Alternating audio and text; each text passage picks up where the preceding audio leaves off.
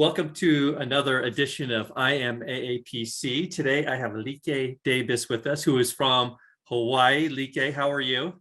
I'm good. How are you? I am great. Thank you so much for being willing to share your story with AAPC members. And you submitted your story back when we had HealthCon 2022 virtual. And I read about your story. You talked about some challenges that you had faced. Why don't you tell AAPC members and prospective coders about your path into the world of medical coding? Yeah, sure. So I always wanted to be in the medical field. My mom's side were all surgical techs at the time, but I don't like blood. And so I was trying to figure out, okay, how can I be in the medical field without having to see blood and see like really gross things? I mean, obviously there are some charts that will show pictures, but I rather see it that way versus be around it. So when I had graduated, I ended up going into community college, and I was actually bouncing between digital media and wanting to become a teacher and then a counselor. And I kind of just bounced all over the place. And I was like, you know what, I'm going to take a semester off to really figure out what I wanted to do. And so during that time, I would go on the weekends with my stepmom into her work, and I would help like shred papers, alphabetize claims, and do all these little clerical things. And then eventually I asked her, I was like, what do you do? Like, what is your title as a career? And she said, I'm a medical coder. I was like, oh, okay. So we ended up searching for programs out here in Hawaii. And at the time, they were known as Hawaii Medical Institute. Now they're known as Hawaii Medical College. So I enrolled in the program and I did the whole course. We did like anatomy, medical term, and like fundamental stuff. And then when it came time to do my certification, I took it, but I did not pass it. But that was due to frustrating, right? You're bumped because you worked so hard to prepare. Yeah, and unfortunately, it was just during a time, this was back in 2010, 2011, where a lot of world stuff similar to what's going on now, it was happening then. And so the job that I had gotten out of high school, it was starting to lay off people because they were running out of projects and work for us to do. And at the same time, in a personal level, I was going through a breakup. So my mind just wasn't there when it came time to take my certification. And so when I found out I didn't pass, obviously I was more determined and focused to find a job. And that put me onto the dental path. So I started working as a receptionist in the dental field.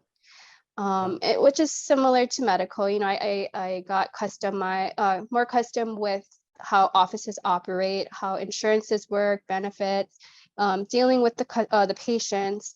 And then eventually I left the small family dental offices, and I ended up working as a provider service rep for the first call center United Healthcare had here in Hawaii. So that really opened my eyes to the insurance part, you know, how the claims, authorizations, speaking with the providers, what their issues were. And I ended up having a friend at the time. She told me that their AAPC had like a 3-month course, a crash course to get CPC certified. So I was like, okay, why not? You know, I do remember medical term, I do remember my anatomy, and then just working with United Healthcare helped me retain that information. So when I took the course, I took the exam, and I passed September of 2015. The first time you took the exam was through the community college, right? Yes. So you had some familiarity with everything. So as you decided to take the exam again and take the crash course, you felt like you didn't need the medical terminology and all those things. Right. Okay. All right. And was there one thing, or maybe there are many things, that you feel like you did better in preparation for the second time with the exam? Oh, yes. So the second time around, I actually looked up YouTube videos on how to prepare for the CPC exam.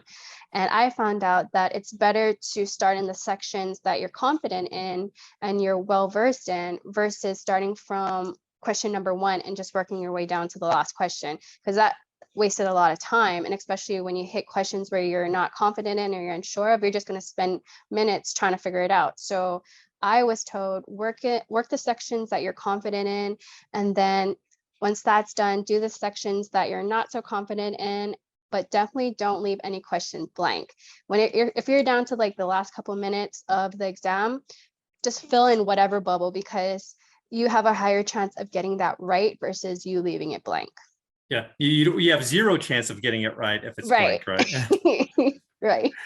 Oh man. So you at this time you're still working with United Healthcare? Yes. So I was working with United Healthcare, and luckily for me, we all start. So my supervisor that was there at the time, we all started together at the same entry level. So a lot of people were moving up very quickly in that call center, in that career. And so when I told her, hey, like I passed my CPC, I'm going to start looking for a coding job, because I was trying to find a coder job. It was actually a claims position and it was remote, but the qualifications was for it was 1 grade higher than what I was. So I didn't qualify. I qualified for everything else, just not the pay grade, or not the pay grade, but the grade that they call it. And so I was like, I can't work for United Healthcare in this position because I don't qualify, but I do want to try to find a coder job. And she was super understanding. And so she just said, yeah, go for it. Like, I support you. And so she just said, when you find it, let me know. And then we can, go from there. I was like, okay, awesome. Awesome. So tell us, how long did it take you to find that first job? And what led to that? Let's hear about it. So that's funny, because so I got certified September 2015, and of course I was applying everywhere, and a lot of companies want that 3-year experience, which is like hard to find. Like, I just got certified, how do I show proof of this? But there are ways, and there are companies that are willing to take new coders, and train them and get them experience. So when I took the 3 months crash course, I had a friend that she also passed. And then she did an interview. And so I thought that, she got the job and everything. But what happened was when they went, so it's the company that I work for now. Okay. So when she did the interview for the coder position, they actually told her, hey, we have another position. I think they called it like a patient rep or patient service rep. I feel like you would be better for this position. So she went for that. And so a couple months later, I think I saw the medical coder position pop up again. And so I applied for it, and then I got a call back finally. And then things just went from there, and I ended up getting that position. And then she stayed as a patient rep. Oh man, that is so amazing. And you got to keep your friends close. And I often tell people looking for employment, it's a lot of it's about networking and relationships and things like that. And obviously that was that for you. The strange thing is your friend was a new coder as well. Yeah. And she led you down that path. So did you ever attend local chapter meetings or what, and be a part of that community in your area? I did. So I attended a few chapter meetings, and then my stepmom, she was close to Jerry Leong, and so I got introduced to her. And then that's the funny thing, how life works. It's like, so I got hired onto my current job, my full-time, which I've been there for 6 years.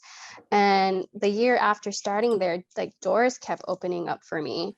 And so I ended up being offered from another friend, do I want to take over this billing for this internal med doctor, because she was leaving for the mainland. I was like, yeah, sure, I'll take over it.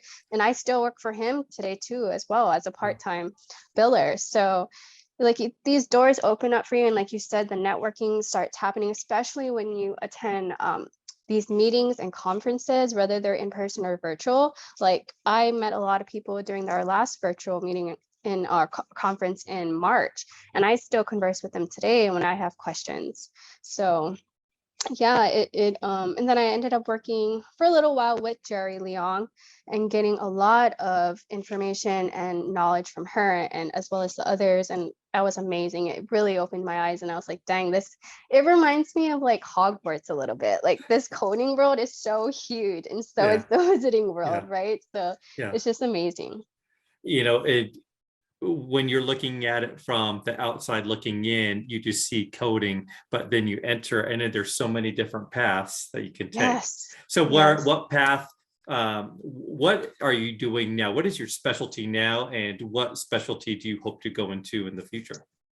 So currently, I still work as a medical lab coder, in the job that hired me back when. I still do there's a billing for internal med doctor, as well as in 2020, I joined my stepmom and her business and became a co-partner with her business. And we expanded it to where we offer providers credentialing, billing, as well as coding. And we have 3 specialties currently. We have OBGYN, we have a mental health counselor, and a chiropractor. So, I'm eager to learn more and to learn more different specialties. I'm still relatively new. I mean, six years in, or however the math is, Yeah. like I'm still new. So I'm excited to see what other doors open up for me. And what certifications do you have? Are you just a CPC holder right now? Currently CPC only. I was thinking about getting the CPB, the Okay. billing one, and then just seeing what else comes available and what I also feel interested in, because I think the OBGYN too, that sounded interesting to me. But it just depends on like where my path takes me as far as which specialties I really work with. Yes. Like, as you talked about paths opening up, doors opening up for you, I thought about what you submitted for your submission to be a part of AAPC, and in there you say everything happens for a reason, and would love to share my story. And here you are, sharing that everything does happen for a reason, and showing that these paths continue to open for you, and they may not have been there when you tried to take that exam the first time. Right. Yeah, I definitely don't think like mature wise, and I just wouldn't have been the same. And everyone goes through that with anything, especially with money or like the pay raises or anything. It's like if you got everything all at once, you wouldn't know how to handle it, and you probably would make a lot of mistakes and a lot of errors. So it's like things are presented to you at the right time and for right reasons. Yeah. Now, you said you have your full-time job, but then you also have side coding jobs as well. Mm-hmm. Yes. That is awesome. So how do you manage all of that? Are you coding through the night? Do you have time for your own personal life after work? I do. It's definitely been interesting in the beginning trying to manage it all and when to have some me time. But since COVID happened, my full-time job, we became hybrid. So 2 days of the week I go in the office, and then the rest of the 3 days I'm here at home. And that allows me to work on my business as well when I have downtime. And then on the weekends too, like I'll wake up, and if I feel like to exercise, I'll go exercise, and then I'll do my business. But you just have to make time. And if you love what you do, you will make time versus making excuses. Okay, so why do you love coding? What makes you the perfect fit for medical coding, DK? So I always tell people with healthcare, you really have to be passionate about it, because healthcare is forever changing, and you really have to be adaptable to it and be patient with these changes. And I feel like with these types of changes, it keeps your mind young, and you're just always learning different things, but also keeps your mind young. So I love learning different things. Yeah, sometimes like the changes for like insurances can be a little annoying, but at the same time, it's still you I don't know, it just helps you to remember certain things better. And my friends and my coworkers always remember, wow, you remember that email she just said it the other day, you remember that email from 2017? I was like, yeah, there's a lot of things I remember if I can just like think a little bit. Yeah. So I like this field. I do. I really like to be of service to the providers, to the patients, and just learn whatever I can learn here. And you mentioned that were a few other career paths that crossed your mind, one being a teacher and one digital media. Kind of that's what I'm doing. So you've got this creative side to you, and you've got this teaching side, but also this investigator wanting to learn and solve these medical mysteries, billing mysteries, and coding mysteries. Do they fit together? I feel like they do, because when it comes to like claim denials, right? Like that that you have to put a different hat on and be an investigator and be like, okay, was it an eligibility mess up? Was it a system error? Was it the insurance? So it's like you really have to use your left side of the brain and the right side of the brain. You know, like, because sometimes when I'm coding things, like I'll look at stuff and I'm like, this doesn't feel right. You know, so I'll bring it up in an email like, hey, can we check on this? And they'll be like, oh yeah, that shouldn't have been there. I was like, oh, okay, cool. So it's like you really, I don't know, you balance out the two. And I feel like in this industry, like you really do have to balance, you know, your left and your right, and just be a little bit just flexible and intuitive sometimes regarding this world. Yes, yes. So you mentioned, you know, talking to others who may be interested in this industry. Because not everybody has this well-roundedness that you have. Like many of the medical coders that I speak with are very, like they're very analytical, and they would probably shirk away from saying that they're creative. So, and I don't know what it's like for you and the other coders that you work with. I know what it's like for you because you have all of that, but do you feel like many of the coders or the majority of coders are more analytically driven? Yeah, I think so. And I also noticed too, like we did many years back, we did like a behavior analytics quiz, and I was the only one that had not introvert, extrovert. All the others were introvert. And I think, and two, like being in Hawaii, you're very like the aloha spirit, and you're wanting to help and you're wanting to do things, you know, with your community and stuff. So even when I was at United Healthcare, we had a committee, I think it was called like LEAT, and it's like a leadership type of a committee where you go out into the community and you just, you know, do fun things with them. And even with the coworkers, like you put on events. And I similarly do that with the full-time job that I have now.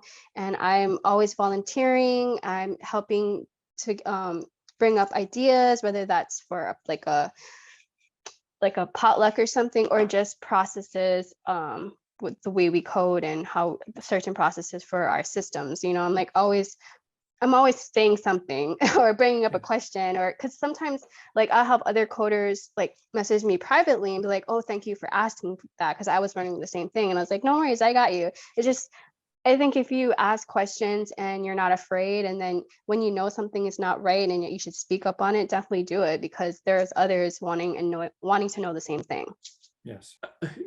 We talked about so many different paths to take. Do you see yourself as an educator someday? Do you want to take that path? I do actually. There have been moments where I would see, I guess, positions open up at Hawaii Medical College where they're looking for a coder or some type of instructor for the medical and billing. And I'm not totally confident on it just yet, but I definitely see myself later down the line wanting to step into a type of leadership or a teaching role for it. Okay. And I feel like you have, with that aloha spirit that you mentioned, and community and bringing people together and sharing, you would be a great chapter officer. Has that ever crossed your mind? And do you participate on a regular basis with your chapter? It has been said once in a conference. My coworker, she had blurted out, "Like, you should be an officer," and I was like, "Oh no, not yet." But I observe what the officers do and each role they all take. I don't think I'm quite there yet, but that is also a possibility or a path that I thought about taking eventually as well. Okay. All right. That's a beautiful thing. There's so many opportunities. How has AAPC helped you in your career? Oh my gosh, in a lot of ways, just